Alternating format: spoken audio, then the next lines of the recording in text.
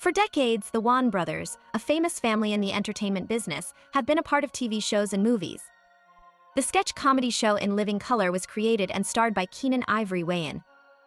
His siblings, Damon, Kim, Sean, and Marlon, were successful film comedy duos who were in White Chicks and Little Man. As a result of their career changes, failed projects, offensive comments, and new priorities, Hollywood doesn't seem to want to cast the Wan brothers anymore. Some well-known movies and TV shows that the Wan brothers have worked on are In Living Color, The Wan Brothers, Little Man, the Scary Movie franchise, and White Chicks. In addition, they have had lead roles in many other movies and TV shows, from big-budget action movies to popular sitcoms to small independent films. The former head of the Wan family, Howell Wayne, and his wife, Alvar Wayne, have no ties to Hollywood. Alvar worked as a social worker and Howell ran a grocery store. Howell and Alvar both died, Howell in 2023 and Alvar in 2020. Keenen Ivory Wayans is best known for writing and directing some of the most famous Wan family movies and TV shows. He wrote and starred in the mostly black sketch comedy show In Living Color, which had a lot of famous actors, including the Wayans siblings. Jim Carrey Wayans directed movies like A Low Down Dirty Shame, White Chicks, Little Man, I'm Going to Get You Sucker, and the first two Scary Movies. Best known for his roles as Brad Williams in Happy Endings and as the coach in New Girl, the popular sitcom by Elizabeth Morel-Weather. In guest roles on several critically acclaimed sitcoms, he has played Detective Stevie Shellhill on Brooklyn 99, a police officer on Curb Your Enthusiasm, and Arnold on Bob's Burgers. Unlike the other Wan family members, Alvar Althea Wayans has not only kept to herself, but it also looked like she had left Hollywood completely. Wayans' only credits on IMDb are as a writer and writer's assistant for her brother Damon's show My Wife and Kids. Her brother Marlon also gave her a thank you credit for The Curse of Bridge Hollow. Alvar is married to Elvira Damon Dante Wans and has two children who work in Hollywood. Their names are Damon, Dante, and Shant Wan. There is a long history of acting in the Wayans family, with a number of well-known roles in different projects. As an example, Sean Wayans wrote the scripts for the first two Scary Movies with his brother Marlon Wayans. He was also in the sitcom The Wan Brothers with his brother Marlon Wayans and a few other actors and comedians. Sean also wrote the scripts for the first two Scary Movies with Marlon. In both of those movies, he played Ray Wilkins. Many projects made by the Wayans family have Marlon Wayans as a co-creator, co-writer, or co-star. He played Marlon Williams in The Wayans Bros, Shorty in the first two Scary Movie films, Marcus Copeland in Meek's White Chicks, and Clement Babyface in Little Man. He has also played Tyrone C. in Darren Aronofsky's Rum for Ada Dream, Gain Mackham in Love the Coen Brothers' The Lady Killers, Dean and Sofia Coppola's On the Rocks, and George in Ben Affleck's Air. What made the Wayans family successful was their great script and plot, which were written by the brothers. But people in Hollywood have been working hard to stop them from reaching their full potential. Scary Movie 1 and 2 were big hits because they changed the horror comedy genre by making fun of both jokes and scary movies. Forbes listed Scary Movie 1 as one of the 25 highest-grossing horror movies of all time. It has made between $159 million and $262.50 million in ticket sales in the United States. The Wayans brothers were not very involved with the franchise after the first two movies. When the time came for the third movie, the Weinstein Company quickly bought the franchise after other studios turned it down. It was explained by Marlon that they never stopped working on the franchise and kept making new content.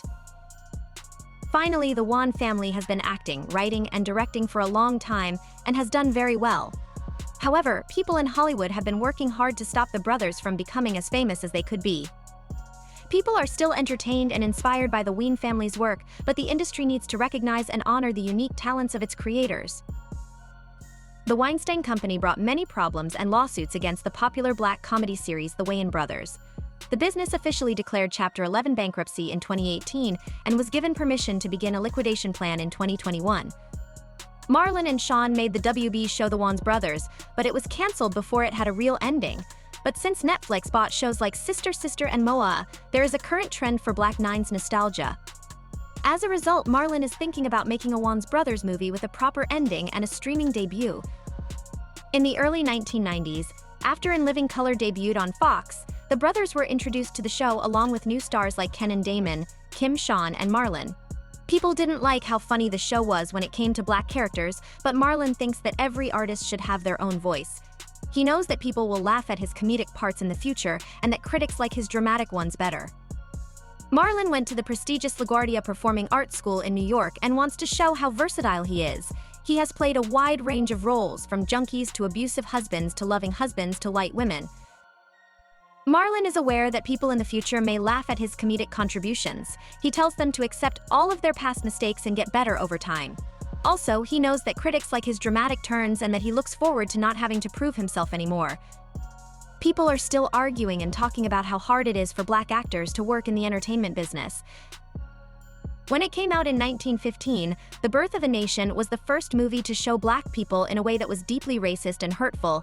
Black groups openly protested and said bad things about the movie, and they got together to ask censor boards to ban it.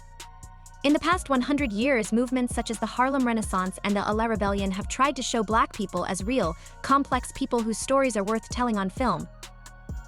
Civil rights groups like the NAACP, the National Urban League, and the National Association for the Advancement of Colored People (NAACP) became more well-known during the 1920s, when the Harlem Renaissance was in full swing. Oscar Michael and other directors who told stories with Black teachers, ministers, and lawyers helped Black cinema grow. Hallelujah, made by MGM in 1929, was the first Hollywood movie with sound to have an all-Black cast, but it was directed by King Vidor, a white Texan. When the movie first came out, white critics loved it, but Black audiences had mixed feelings about it. Because they thought it would be like The Birth of a Nation, the NAACP put pressure on MGM not to make the movie. Director David O. Ulnick and MGM executives started working on the movie while telling the NAACP that it would be better than the book. One Black stereotype that was common in movies at the time was Hattie McDaniel, who was played by Hattie McDaniel. Different Black people had different opinions about how she played Mamie, but some movie fans and critics, both Black and white, said parts of her performance were powerful or masterful. The first Black person to win an Oscar was McDaniel, who won for Best Supporting Actress in 1940. This was before the Second World War. Hollywood gave Black people more disappointments by making more movies for and about white women and scrambling for fewer roles for Black people. Some critics wondered if Hollywood was choosing to focus on stories about white women on purpose to avoid problems with how Black people were being portrayed. From 1946 to 1950, Hollywood had a short time when the passing genre looked at racism and anti-Semitism. Some Hollywood studios pushed Negro tolerance movies with light-skinned Black people as unwanted guests who could get away with racism while still enjoying white privilege. On the screens, however, there were no images of this huge change. At the time, the movie Guess Who's Coming to Dinner, which starred Sidney Potter, was seen as very liberal. When it first came out in 1970, the Black exploitation genre in movies showed strong images of Black people who were clearly angry, often violent, and sometimes even determined to KYD. After World War II, early movie parodies of maids and butlers who were obedient were turned on their heads. There were a lot of scenes where Black characters were bad guys who wanted to get even with each other or with white people. The La Rebellion film movement was started by a group of young independent filmmakers who had training at the UCLA Film School in response to Black exploitation films. By the 1980s, a unique era in Black cinema had ended. The NAACP kept putting pressure on Hollywood to stop exploiting Black people.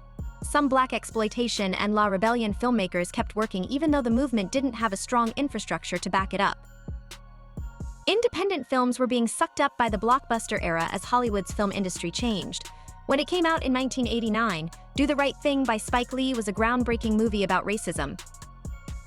When the 2015 Oscar nominations were announced, there were only 2 people of color nominated in major categories. This caused a public identity crisis in Hollywood. April Reign is an activist who made the #OscarsSoWhite to draw attention to the lack of diversity in Hollywood and the awards. For many Hollywood actors, racial inequality is still a pain, and the wait-ins may not be the end of this unfairness.